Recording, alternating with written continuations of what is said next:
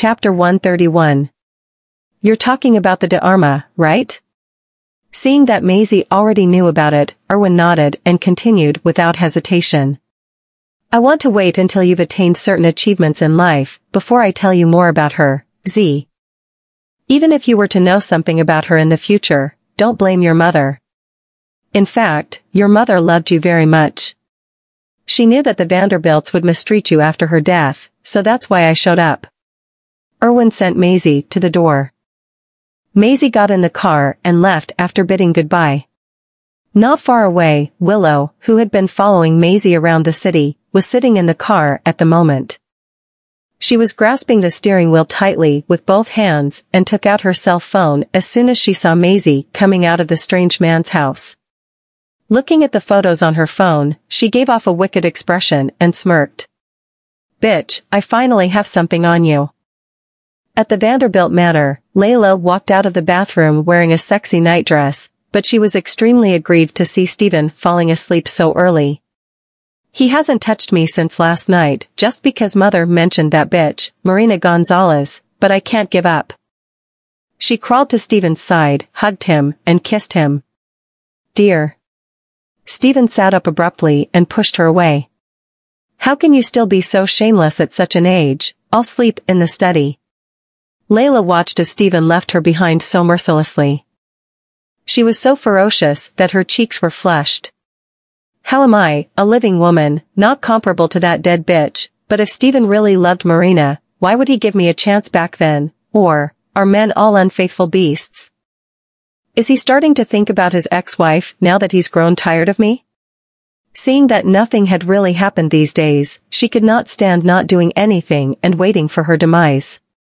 She then thought of something, and a glimmer of viciousness flashed across her eyes. Steven Vanderbilt, since you don't want to touch me, then don't blame me for this. Willow came to the Black Gold group to find Maisie. She had come to the 16th floor, and Kennedy's expression dimmed slightly when he saw her. Ms. Vanderbilt, why are you here? Am I not allowed to come to visit my sister? Willow crossed her arms and gave off an arrogant attitude. Kennedy chuckled and said, You're not welcome here, you should go back. Aren't you just Maisie's lackey? What rights do you have to drive me away? Get Maisie to come out here to see me. Willow's attitude worsened. Maisie walked out of the elevator and happened to hear what Willow said. Her eyes turned gloomy instantly. Why aren't you staying at home to avoid the limelight? You actually have the guts to come here and create a stir? After seeing her, Willow gave off a cold smirk and was about to say something, but she then saw Nolan coming out of the elevator. She was delighted. Nolan. Nolan's eyes looked nonchalant. What are you doing here? Seeing Nolan's indifferent attitude toward her, Willow bit her lip and explained, Nolan, I'm here to give you the truth. Don't be deceived anymore. You don't know what Maisie has done behind your back. Nolan took a glance at Maisie and squinted. Oh, then tell me, what did she do? Willow glared at Maisie furiously. Nolan, you might not know about this, but Maisie came out of another man's house last night. She actually stayed at that man's house for more or less an hour. Maisie frowned slightly. I came out of another man's house last night? Isn't that Uncle Erwin's house? Is she stalking me? And this is the reason she has come all the way here with such an aggressive attitude? Seeing Nolan's eyes were fixed on Maisie, Willow felt that he should have taken her words to heart. Thus, she gave off an innocent look. Nolan. I just can't bear to see her deceiving you and toying with your feelings, so I've come to tell you this. Chapter 132. Willow did not forget to add a sentence. Don't be captivated by her lies anymore. Captivated? Indeed, in her opinion, Nolan had been captivated by Maisie. And Maisie was the seductive vixen who had hooked up with her man and stolen his heart. Maisie crossed her arms. Her expression looking indifferent as if the person Willow was talking about was not her. Nolan raised his hand and lifted Maisie's chin as the corners of his lips twitched slightly. Is that real? Maisie did not respond. But in the eyes of all the bystanders, Mr. Goldman was nowhere near being angry. Maisie sighed. Yes, I stayed at that man's place for an hour last night. Willow did not expect that she would admit it, so she tried to add fuel to the fire. Nolan, did you hear that? I didn't lie to you, she's dash. What did you do in that hour? I did everything that was supposed to be done. Maisie smiled. Everyone presents, gasped. Is she asking for an ugly death? Nolan pressed his thin lips together tightly and lifted her all of a sudden.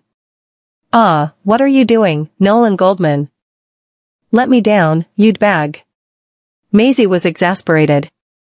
He actually carried me in front of other people. Nolan carried her to her office. Willow, who was left in place, was stunned as her expression gradually became embarrassed. Why did it turn out so? Nolan doesn't believe in me. It really doesn't look like Mr. Goldman is angry at Ms. Zora. He looks jealous at first glance instead of angry. It seems that somebody has failed to sow discord. Shut up, what do you know? Willow yelled at those people. The staff members ignored her and departed one after another, leaving Willow alone at the scene. She was trembling due to pure wrath. Damn it, I don't believe that the Goldman would still accept such a misbehaving and shameless woman after the photo has been exposed. In the office, Nolan put Maisie on the desk, and Maisie was so angry that she punched him. Nolan, have you lost your mind? You know very clearly where I went last night. If you believe in what she said, then you should just Nolan sealed her chattering mouth and bit her lips. Then why did you answer my questions with such ambiguous answers on purpose? He obviously knew that she had been to Erwin's house last night, so he would definitely not believe in Willow's words. It's just that this woman wants to piss me off. Let me go, no. Maisie lifted her leg in an attempt to kick him, but he grabbed her calf, causing her to not be able to sit still and fall backward, bringing him along as she fell. Maisie was dumbfounded. Seeing her messy hair scattered on the table, she looked very lovely. Nolan's Adam's apple rolled. And a flame was ignited within him. Do you know what I want to do now? He lowered his hoarse voice. Maisie trembled from head to toe as she noticed something and tried to push his body away from her. You said that you wouldn't force me. But I've regretted saying so. Nolan's gaze was getting fierier the more he looked at her. He stared at her as if he was an apex predator and she was his prey. Maisie knew that this man had already lost all his rationality, and she was the one to blame. She should not have said such things. He lowered his head and kissed her. Maisie trembled slightly. I'm done if this continues. No. Nolan, wait a second, I can help you. It took Maisie a lot of courage to utter those words, and her cheeks blushed as she said so. She was afraid and still could not imagine the both of them hitting the home run, so she could only escape such situations whenever a chance was presented to her. Nolan smiled softly. Are you sure? Maisie did not look at him and only nodded. Maybe the people outside of the room could not think of what was happening inside. Maisie felt that it was a torment, and it was a very shameful one. Chapter 133. I've actually fallen to this point. Maisie returned to her office calmly. Thank God, the bag has left, As soon as Maisie turned around, she was sturdily bear-hugged by Riley. Hey, how can you not tell me that you're no longer working in Vena? Riley was dumbfounded for a split second, let go of Maisie abruptly, and sniffed her body. Why do you smell of men's perfume? Maisie's heart trembled, and she looked away calmly. Really? Yes. Riley sniffed again and frowned slightly. It's one of the Gucci colognes. And this fragrance is rather familiar. Ah, isn't it from Mr. Goldman? Maisie pushed her head away. Are you a dog? Why are you looking for me? We haven't seen each other in quite a while, and you don't even miss me, humph. You really are the type of woman who places her boyfriend before her best friend. Riley snorted with her arms crossed in front of her chest. Maisie walked to her desk and sat down. Hee, aren't you dating a man too? That's not a date. My dad insisted on dragging me out to eat with that man. You should know that my dad nags about my marriage all day long. He can't wait to marry me off at this instant. Riley walked to the desk and said coquettishly, Z, you have to help me. How can I help you? I don't want to go home nowadays. By the way, have you sold the beachfront villa that you stayed in before this? If you haven't sold it, can I go there to hide from my dad for a while? Riley grabbed her hand with a pitiful expression. You can live there. I haven't sold that villa yet. Riley was so touched that she teared up. Z, you're the best, you're really my saving grace. She even kissed her hand excitedly after saying so. 1. Maisie felt helpless. Within a few days, a photo that appeared on the internet aroused plenty of heated discussions. The rumors of #Erwin Lincoln seeing a mysterious woman hashtag had created huge waves on the internet. Some netizens even tagged #Erwin Lincoln hashtag in all the posts. Just when the netizens were all engaged in the discussions, #Erwin Lincoln hashtag posted a post through his Twitter account. #Erwin Lincoln hashtag, what's wrong with me playing a game of chess with my niece for an hour?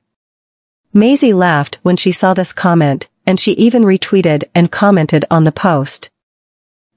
#Maisie Vanderbilt hashtag, Uncle at Erwin Lincoln. Should we extend it to a 2-hour game in the future? #Nolan Goldman hashtag. #Melon Lover hashtag at Nolan Goldman, sir, do you have a lot of questions? #Under the lemon tree hashtag, I smell jealousy. #Lilfish, hugs and kisses, big fish hashtag, Mr. Goldman is getting anxious. He's anxious. And he's come with a lot of questions in mind. #Helios Boucher hashtag at Nolan Goldman, even an old man like you is on Twitter now? The internet exploded as soon as Helios appeared on Twitter. One of them was a big shot in the entertainment industry, while the other was a big deal in the business circle. The first interaction between the two big guns almost paralyzed Twitter's server. At this time, they even made it up to the #1 spot in the Google Trends abruptly, winning 1 billion clicks in less than an hour. This piece of news was so popular that it kicked Erwin and Maisie off the top spot and even buried the rumor 6 feet under almost instantly. Willow had originally wanted to see Maisie being assaulted by the netizens, but she almost cried when she realized that most of the comments were causing havoc but creating a harmonious atmosphere. Seeing that her daughter was feeling more and more aggrieved, Layla felt downcast. Willie, don't be angry, it's not good for your health. Mom. Why can that bitch escape every time? No matter what I do to deal with her, it's always useless. Willow was not reconciled with her defeat. Layla also pondered. I'm surprised too, that bitch has been doing so well ever since returning to Zlokova. I wonder if someone is helping her from behind the curtains. Layla really could not understand how that whore not only had become a world-renowned jewelry designer after leaving the country, but also had been doing so well after returning to her homeland with those 3 bastards. Chapter 134. Even Mr. Goldman was enchanted by her, while Willie has suffered a lot after trying to deal with that bitch several times. She thought about it carefully and had the hunch that someone was helping Maisie behind the scenes. Otherwise, how could she be so confident? Even Mr. Goldman has been deceived. What surprised her even more was that Erwin, who was quite powerful in the upper-class circle, actually addressed Maisie as his niece. Could it be that Erwin is the one who has been helping her from behind the curtains, but Erwin is also in his 40s. He's about the same age as me. If he's saying that Maisie is his niece, could it be that woman, Marina Gonzalez? Layla could not help but fall into deep thought. Having said that, although she had never seen Marina, she had heard about her. Marina helped Steven to establish a foothold in Bassburg by starting Vena Jewelry. It's conceivable that she was a capable woman. Unfortunately, Layla really did not know much about her identity. Marina didn't live long and died of illness right after Maisie celebrated her 7th birthday. If she hadn't died at such a young age, how could Willie and I be brought back to the Vanderbilts? It seems that I'll have to investigate Marina's identity. It'll be even more difficult for us to deal with Maisie in the future if she's really related to Erwin. At the Royal Academy of Music, Colton performed a piano duet with another classmate of his in an Academy ranking selection in the Golden Hall and played the song Bohemian Rhapsody. The lecturers in the audience were all surprised by Colton, who was very young but performed extraordinarily. His performance was even more brilliant and smooth than the classmate who was playing beside him. Sure enough, Colton was given an S grade and entered the finale of the ranking selection. When Colton went backstage, he was stopped by a few older classmates. "Hey, I heard that you're a bastard who doesn't have a father. Were you cheating?" Colton's expression turned sulky when he heard the words "a bastard who doesn't have a father." "Since when did you assume that I don't have a father?" The boy who led the group of bullies said while pushing Colton repetitively. "We heard people talking." "You're just a kid who doesn't have a father." Colton's small hands were clenched. He then saw someone all of a sudden and fell to the floor abruptly. It just so happened that the boy's hand had been stretched out, and Colton was sitting on the floor as if he had just been pushed. "Hey! You little bastard, am I so scary that you peed in your pants?" The boy started showing off when he saw him fall like this. "What are all of you doing?" The little boys trembled when they heard the voice. They slowly turned their heads, and their little faces changed in an instant. They might have been able to get by this incident unnoticed if it were to be anyone from the academy, but the person that they ran into was Professor Lucas, who had the most vicious mouth and the worst temper. Lewis took a glance at Colton, who was sitting on the floor, and then glanced at the boys with his arms crossed in front of him. "Have you become addicted to bullying your classmates?" The boys lowered their heads one after another. "Professor Lucas, we're sorry." After saying so, Lewis helped Colton up. Lewis was worthy of being the walking signboard of the Royal Academy of Music. Colton had looked into him beforehand. He was a violin major, and his father was a famous violinist in Zlokova. Although he was from a family full of musicians, his background was not to be trifled with. He may not be very old, but the students in the academy were very afraid of him because he was notoriously bad-tempered. "Go back to what you were doing." The little rascals disappeared in an instant as soon as Lewis said so. Only Colton stayed on the spot and patted his pants calmly. Lewis looked at him a few times. "You actually know how to put up a show under my nose. That's rather smart." Chapter 135. Colton raised his head, looked at him, and said with his childish voice, "Then why did you still choose to help me? Did someone help you?" Lewis frowned. "You're just a little kid, and you dare to talk to a professor like this?" "I'm not just a little kid." Colton was enraged. Lewis moved his hand and gestured to Colton's height. "You're only this tall, aren't you a little kid?" Colton refuted confidently, "It's not that I can't grow up anymore." "Pfft. But you're just a little kid now." Lewis looked at this kid. "He's not only a little smart but also not afraid of me, not to mention the good results that he obtained in the Academy's rating selection just now. He's one of a kind, but why does his face look so familiar? I'm going to practice the piano already. See you around, Professor Lucas." Colton propped his little arms on his waist and left the scene in tiny steps. Lewis watched as the little rugrat walked away. "I wonder which family this brat is from. He actually piqued my interest." After school, Waylon and Daisy were sitting in a minivan and came to pick Colton up from home. "Is the boss of the Royal Academy of Music terrible? I heard that he has a bad temper and loves to scold others." "Uncle Helios has a much better temper than him." Daisy's face was full of curiosity. Colton opened up his arms. "It's just a rumor. I don't think he's that terrible. He's at most a sharp and vicious speaker." Waylon added, "I heard that the Lucas aren't a family that ordinary people should trifle with. The man's mother is a noble woman from Staslo." Daisy's eyes lit up. "Noble woman, does she look like one of those women who appear on television in beautiful gowns and sit in a gorgeous carriage?" Waylon saw the two siblings looking at him with their sparkly eyes and answered in embarrassment, she should be.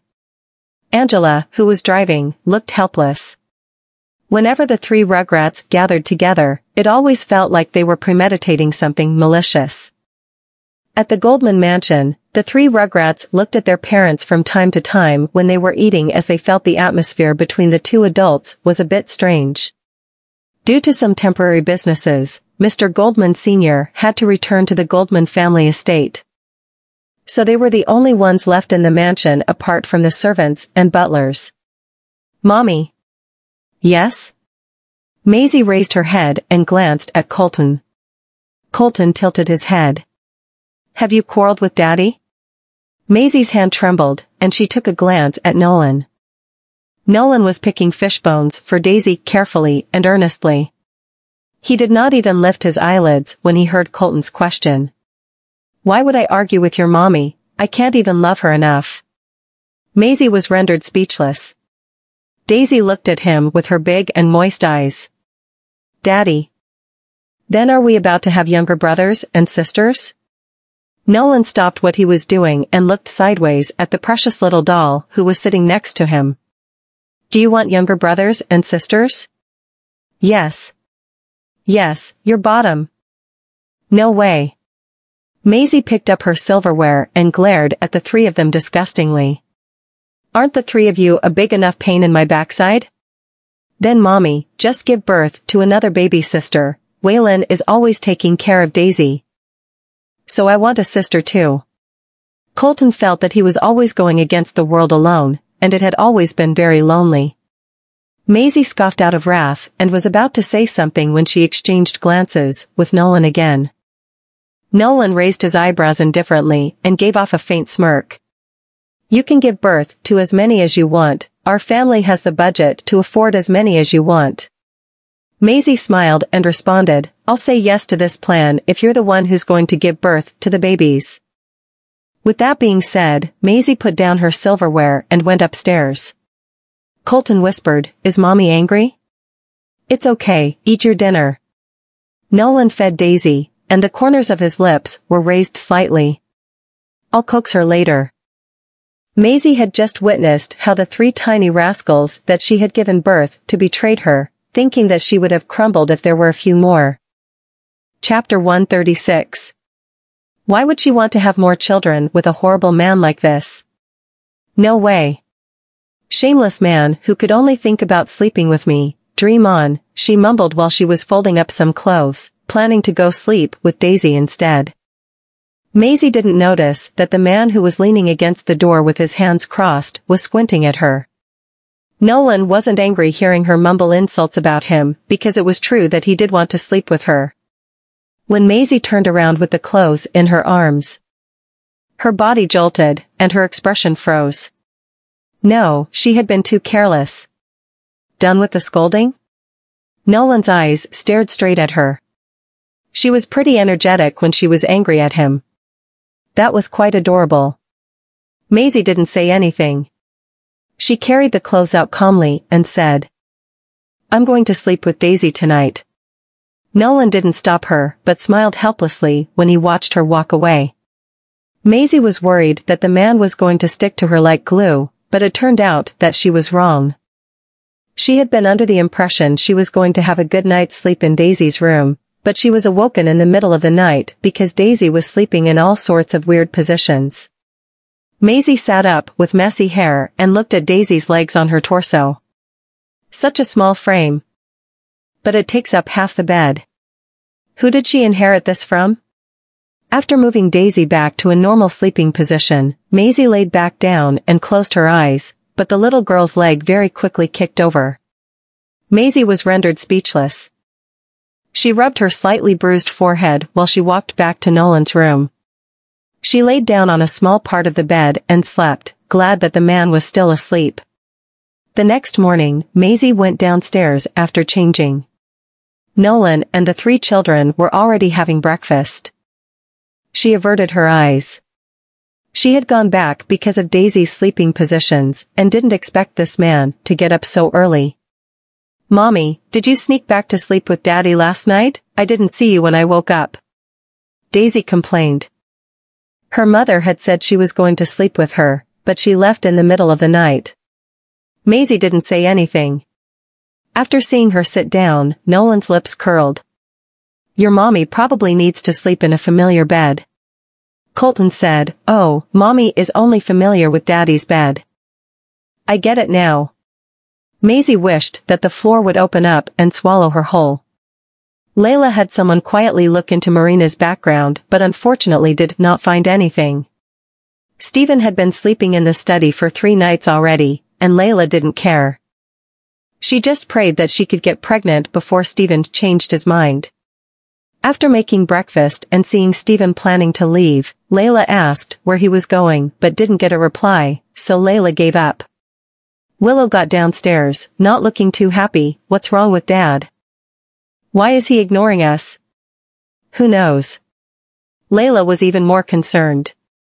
Even since Marina had been mentioned, Stephen's attitude changed.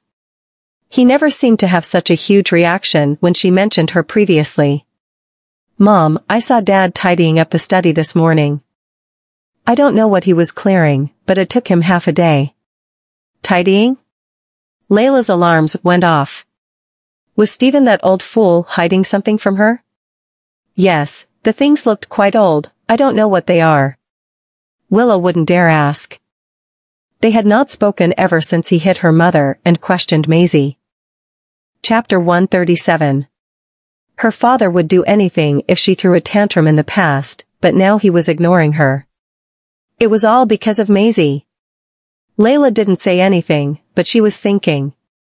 After Willow finished breakfast, Layla went to Stephen's study. She wanted to find out what that old man was doing. She didn't know what to expect before she started prying, but when she found out, she was shocked. It was all things that Marina had left behind. Layla's eyes turned red. He had been hiding in the study all these days to tidy up the items Marina had left behind. That old man really still missed that dead woman. Layla looked at those items. What surprised her was that there was not a single picture of Marina. They were all random, worthless objects. She had no idea why he wanted to keep them. Suddenly, she found a red wooden box at the bottom of the box. Layla held the box and opened it. There was a very delicate vintage bracelet made with blue agate with a gold rim. The bracelet didn't look very valuable. It was just a worthless bracelet. Mom, what are you looking at? Willow's sudden presence made Layla jump.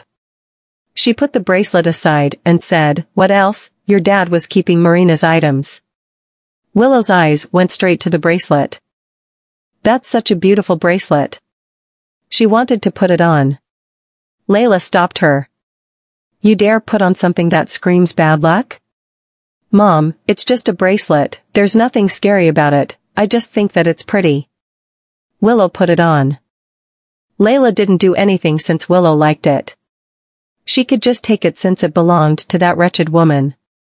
At the Black Gold Group, on the 16th floor, Dena has started selling their jewelry at a low price. It seems to be a decision after being cornered by the Santiago. After hearing what Kennedy said, Maisie frowned. Dena had indeed been forced into desperation. She knew that the Vanderbilts would not have that much money to fill up the hole. Soul Studio was going to be listed in a week. She wanted to let Willow's designs pave the way and later on give her a terrible lesson, but Willow was destroyed before that time even came. That was all because of the incident with Pearl. However, she would still attend the auction hosted by Somerton Jewelry. She had promised Madame Nera and couldn't just turn away. Someone suddenly appeared at the door. When Maisie saw that it was her father, her eyes turned dark. She hadn't seen him since he came to question her. Why are you here, father? It was no longer Dad, but father. It sounded a little distant. Stephen remembered what Layla had said and realized that he had wrongfully accused her. After a few days of reflecting, he had decided to come and see her. Talk to me. Maisie was stunned. He came, not to question her, but just to talk? Kennedy looked at Maisie and naturally left to give them some space. Seeing her keeping quiet, Stephen gave out a deep sigh. Didn't you want to know about your mother's past? Chapter 138. Maisie paused, her eyes looking down. Why did you suddenly decide to tell me now? Stephen never wanted to talk about her mother, and Maisie always thought that he had forgotten about her. She would feel sad whenever she saw Willow and Layla. Stephen saw the dismay in her eyes, and his heart was heavy. I didn't talk about it because I didn't want to get into it. I always wanted to know, did you really hate my mother that much? She had given him a daughter but wasn't better than Layla? Stephen gnashed his teeth. You don't know what happened between your mother and me, and you think that I hate her? Maisie looked away without saying a word. You probably didn't know that when your mother married me, she came to me, we didn't get married for love at first. Not for love? Maisie was stumped with surprise. Stephen looked sad. I was young and ambitious, wanting to build a career in Basburg after leaving Karelia, but I kept getting stonewalled until I met your mother. Your mother suddenly said something that shocked me. She said we should get married. And she would help me build my empire in Basburg. All I needed to do was give her a place to settle down.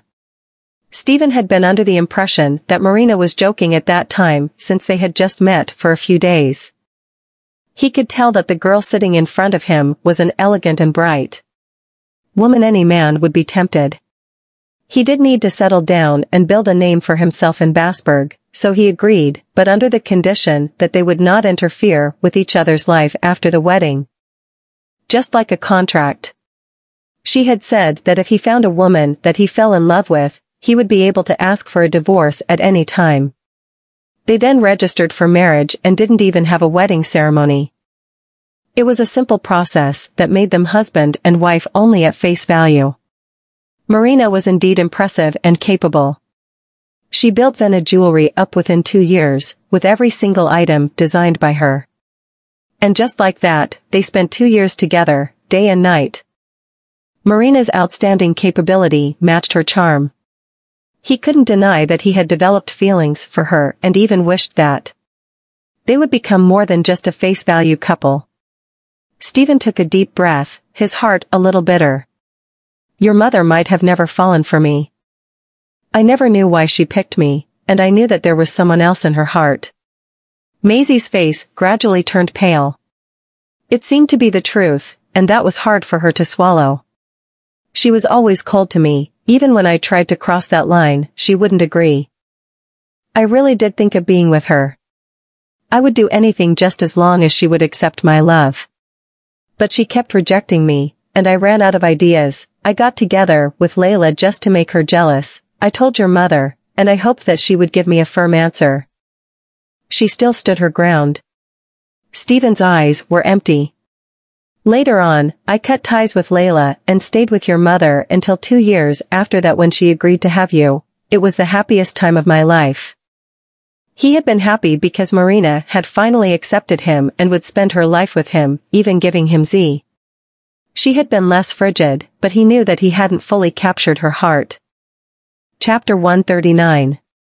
Stephen had spent 2 years in hopes that he would move her one day, but other than giving him a child, she never showed any love for him. When Maisie had started growing up, and Marina's health started deteriorating, he realized that she had chosen to have a child because she knew that she wasn't going to live for much longer. This was her way of making up to him, such an absurd way. She had tricked him and made him fall head over heels. He resented her even after her death. She never said anything until her death. All these years, his pain would worsen as Maisie grew up, resembling Marina more and more.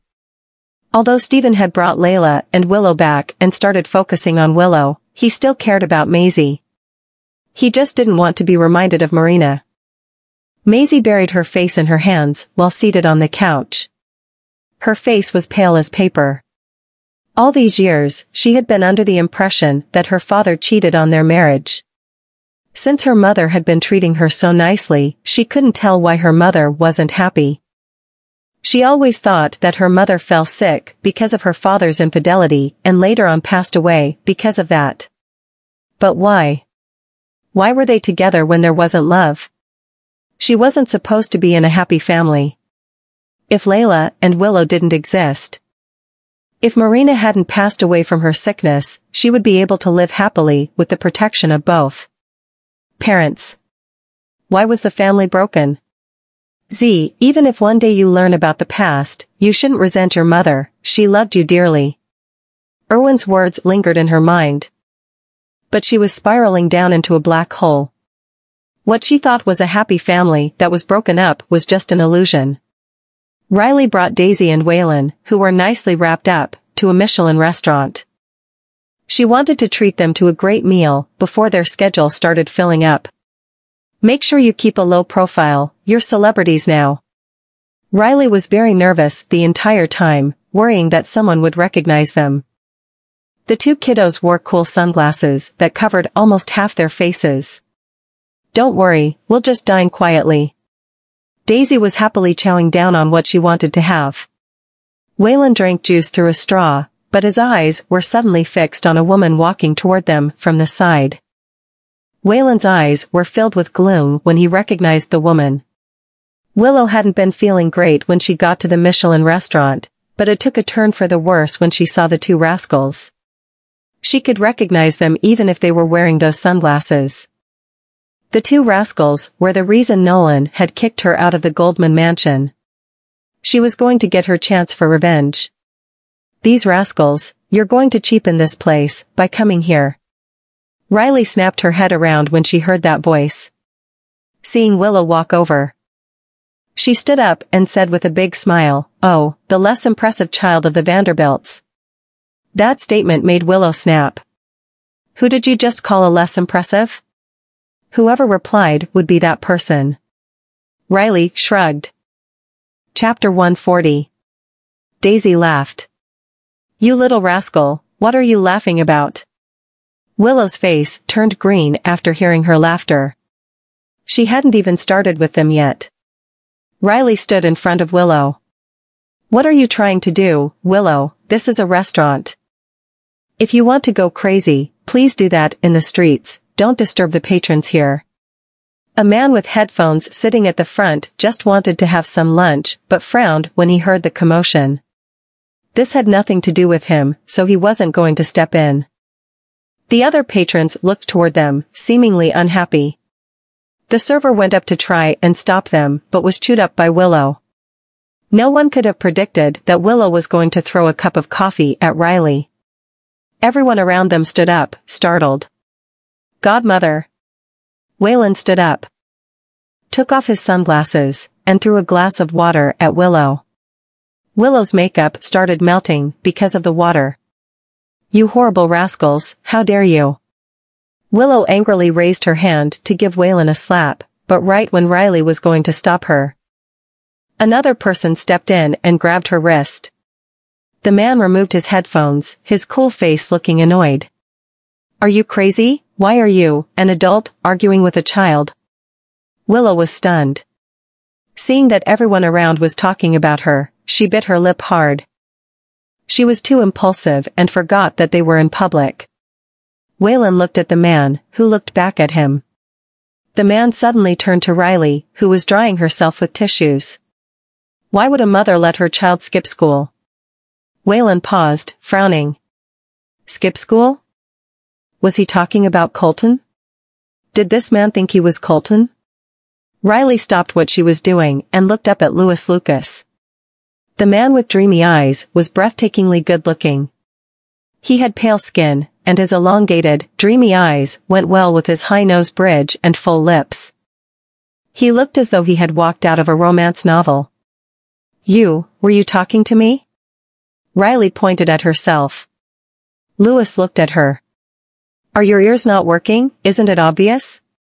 Riley's hand jolted. She had just been splashed with coffee, and now she was being called deaf?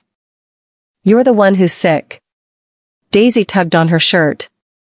Don't be angry, we don't feel like eating here anymore, let's go home.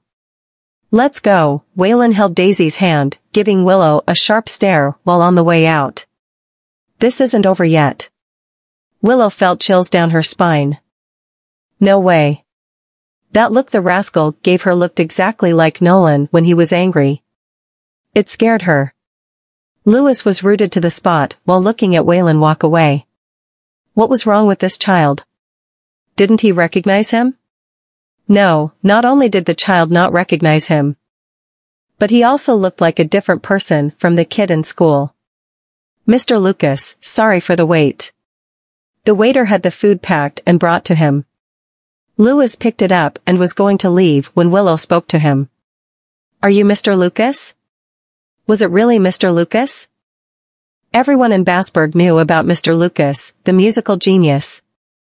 The Lucas family was one of the richest families in Bassburg.